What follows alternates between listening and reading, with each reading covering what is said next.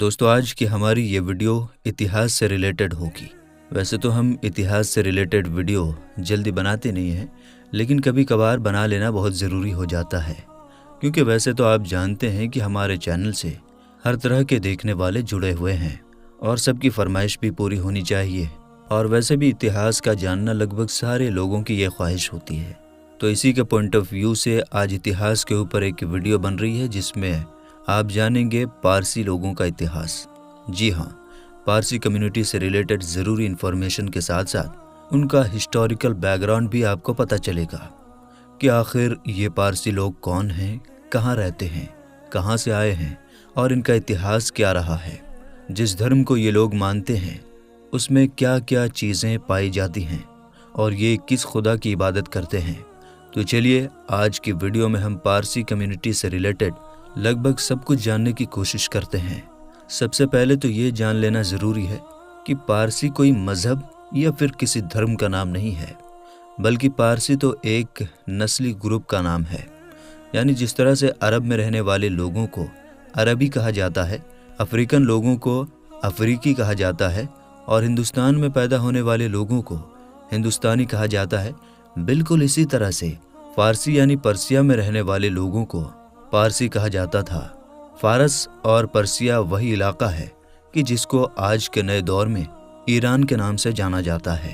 हालांकि दोस्तों, सारे के सारे फारसी एक ही धर्म को मानते हैं, जिसको ज़रदस्ती मज़हब यानी ज़ोरोएस्ट्रियनिज़्म के नाम से जाना जाता है। सबसे पहले अगर बात करें इनके मजहबी पेशवा के बारे में, यानी इनके धर्म की सबसे मेन पर्सनैलिटी ज़रदश्त के बारे में, तो आपको बता दें कि वो कब पैदा हुए थे। इस बारे में इतिहासकार अलग अलग राय रखते हैं। इसके अलावा उनका जन्म कहाँ हुआ था, ये चीज़ भी ठीक ठीक बता पाना एक मुश्किल काम है, मगर अंदाजे के मुताबिक उनकी पैदाइश अफ़गानिस्तान के गन्ने के इलाके में हुई थी। उन्होंने अपनी ज़िंदगी के शुरू का ज़्यादातर हिस्सा गोशा नशी में यानी तन्हाई, गौर व फिक्र और मुताले में गुजारा और उसके बाद लगभग 30 साल की उम्र में उन्होंने लोगों को एक खुदा के बारे में बताना शुरू किया, जिसका नाम अहूरा मजदा है। याद रहे दोस्तों कि पारसी कम्युनिटी के लोग एक खुदा में यकीन रखते हैं कि जिसको वो लोग अहूरा मजदा के नाम से जानते हैं। शुरू में जब उन्होंने अपने आसपास के इलाके में रहने वाले लोगों को अहूरा मजदा के बारे में बताना शुरू किया तो किसी ने भी उनकी कोई बात ना सुनी, जिसके बाद उन्होंने ईस्ट ईरान का रुख लिया और खुरासान के इलाके में आकर खुरासान का उस दौर का जो बादशाह हुआ करता था उसके दरबार में पहुँचे। दरबार में भी उन्होंने बादशाह के सामने अपने इस धर्म का प्रचार किया, जिसके बाद बादशाह की एक मलिका और उसके वज़ीर के 2 बेटे ज़रदश्त से हद से ज़्यादा इंस्पायर हुए और उन्होंने इस धर्म को कबूल कर लिया। हालांकि बाद में वक्त के साथ साथ बादशाह ने भी इस धर्म को अपना लिया था और इस तरह से अब धीरे धीरे हमारी इस दुनिया में पारसी लोगों का ये धर्म बढ़ना शुरू हो गया था। इतिहासकारों की माने तो पारसियों के इन मजहबी रहनुमा यानी ज़रदश्त के इस दुनिया से चले जाने के बाद साइरस द ग्रेट और दरियूस जैसे दुनिया के बड़े बड़े और ताकतवर बादशाहों ने इस ज़रदश्ती मज़हब को सरकारी तौर पर अपने मुल्क में बल्कि अपनी पूरी सल्तनतों में कायम कर दिया था, जो कि इस तरक्की का एक बहुत बड़ा राज बना था। पारसियों के जो सबसे बड़े मजहबी पेशवा थे यानी कि ज़रदश्त, उनका ये मानना था कि हमारी इस दुनिया में 2 बड़ी ताकतें मौजूद हैं। एक तो अहूरा मजदा जो ना सिर्फ हमारे खुदा हैं बल्कि उनको अच्छी रूहों की मदद और सपोर्ट हासिल है, तो वहीं दूसरी तरफ एंग्रामेनियो जिसको एक बुरी ताकत के तौर पर भी देखा जाता है और उसकी मदद भी बुरी आत्माएं करती हैं। इन लोगों का ये मानना है कि इन दोनों ताकतों के बीच हमेशा से ही जंग चली आ रही है और आखिर में कभी न कभी वो दिन आएगा कि जब अच्छाई की बुराई पर जीत हो जाएगी और उसी दिन ही हमारी इस दुनिया से तमाम बुराइयां और परेशानियां ख़त्म हो जाएंगी। पारसियों की जो सबसे मुक़द्दस किताब है उसको अवेस्ता के नाम से जाना जाता है। इनके यहाँ पर आपको अहूरा मजदा यानी जो इनके खुदा हैं उनकी अलामत के तौर पर इस्तेमाल किया जाता है। यही वजह है कि आप लोगों को हमेशा इनकी इबादत की जगहों पर और इनके मकानों में भी आग रोशन मिलेगी। इसी वजह से कुछ लोग इनको आतिश परस्त यानी कि आग का पुजारी भी कहते हैं। अरबी लोग इनको मजूसी कहकर पुकारते हैं। बात की जाए अब अगर इनके हिस्टोरिकल बैकग्राउंड की, तो ईरान में इन लोगों का दबदबा उस वक्त ख़त्म हुआ कि जब ईरान में इस्लाम धर्म की एंट्री हुई। उसके बाद से ये लोग दुनिया के अलग अलग इलाकों में जाकर आबाद हो गए। आज के दौर में इन लोगों की पूरी दुनिया में बहुत कम ही आबादी पाई जाती है, और जो भी पाई जाती है वो भी बड़ी तेज़ी के साथ सिकुड़ती जा रही है।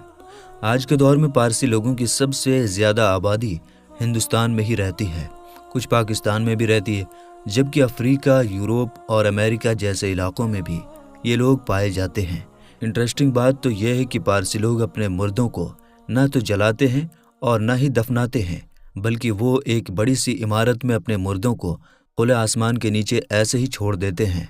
वो इसलिए ताकि बाद में आसमान से उड़कर आने वाला कोई गिद्ध या इससे जैसा कोई और बड़ा परिंदा उनके मुर्दे की लाश को खा जाए। और ऐसा जिस जगह पर किया जाता है, यानी जिस बड़ी इमारत में उनके मुर्दों को परिंदों को खाने के लिए छोड़ा जाता है, उसको तख्मा या फिर टावर ऑफ साइलेंस के नाम से जाना जाता है। इसके अलावा पारसी लोगों का ये जो धर्म है, ये दरअसल एक गैर तबलीगी धर्म है, यानी ना तो ये लोग किसी दूसरे इंसान को अपने धर्म में शामिल करते हैं और ना ही दूसरों से शादी करते हैं। इनके यहाँ पर एजुकेशन यानी इल्म पर भी हद से ज़्यादा जोर दिया जाता है, और शायद यही वजह है कि दुनिया में बहुत कम आबादी में होने के बावजूद भी आपको जहाँ पर भी पारसी नज़र आएंगे वो न सिर्फ हद से ज़्यादा काबिल नज़र आएंगे बल्कि अमीर भी नज़र आएंगे। भारत देश में भी पारसी लोगों की आबादी भले ही हज़ारों में हो, मगर फिर भी इनकी गिनती भारत के बड़े बड़े बिजनेसमैन और सबसे अमीर लोगों में की जाती है। उनमें से आप लोगों को बहुत सारे लोग पारसी कम्युनिटी के ही मिलेंगे। टाटा फैमिली का नाम तो आप लोगों ने सुना ही होगा। तो मैं आप लोगों को बता दूं कि दरअसल टाटा फैमिली भी पारसी कम्युनिटी से ही ताल्लुक़ रखती है।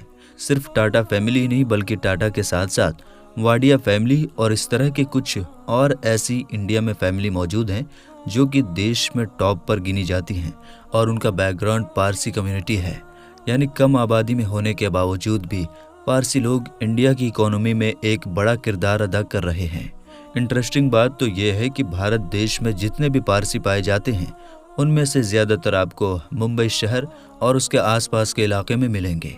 और एक और चीज़ जो इनको दूसरों से ख़ास बनाती है वो ये है कि इनमें ज़्यादातर लोग बिजनेसमैन ही होते हैं, सामाजिक कामों में भी बढ़ चढ़ कर हिस्सा लेते हैं।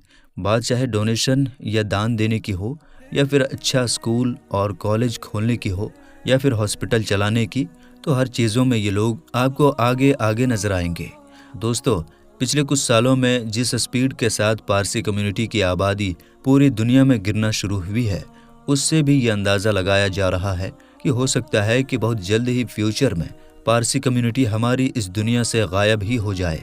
और इसकी सबसे बड़ी वजह ये बताई जा रही है कि इनके यहाँ पर अब शादी का रुझान बहुत ज़्यादा कम हो चुका है। इसके अलावा जो लोग शादी करते भी हैं वो अब दूसरी कम्युनिटी में शादी कर लेते हैं, जबकि पहले ये लोग ऐसा नहीं किया करते थे। और शायद ये ख़तरा ही वो सबसे बड़ी वजह है कि जिसकी वजह से ये देखा गया है कि पिछले लंबे वक्त से इंडिया गवर्नमेंट जहां एक तरफ पूरे देश की आबादी को कम करने की कोशिश कर रही है, तो वहीं दूसरी तरफ अपने देश में जो पारसी लोग हैं उनकी आबादी को बढ़ाने की कोशिश कर रही हैं, ताकि फ्यूचर में पारसी लोग इस दुनिया से ख़त्म ना हो जाए। फिलहाल दोस्तों, आज के हमारी इस वीडियो को हम यहीं पर ख़त्म करते हैं। वीडियो अगर पसंद आई हो तो इस वीडियो को लाइक कीजिए और अपने कुछ करीबी दोस्तों और रिश्तेदारों में ज़रूर से ज़रूर शेयर कीजिएगा, ताकि उन तक भी ये इन्फॉर्मेशन पहुंच जाए कि पारसी लोगों का इतिहास क्या है।